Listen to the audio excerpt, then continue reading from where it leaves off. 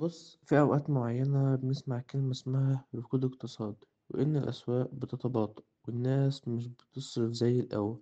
تفتكر معنى إيه الركود؟ واللي ممكن يكون هو أخطر من الاقتصاد دوت اللي هنعرفه النهاردة. خليك متابع. أول حاجة، إيه هو الركود الاقتصادي؟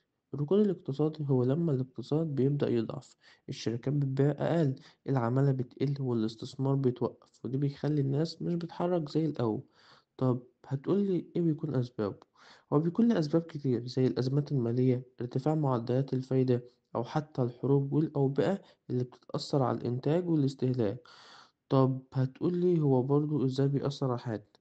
بيأثر في عدة حاجات، اللي هي الوظائف مثلا بتقل، المرتبات بتتثبت أو حتى تقل، والشركات تبدأ تقل من إنتاجاتها وخدماتها عشان توفر التكاليف.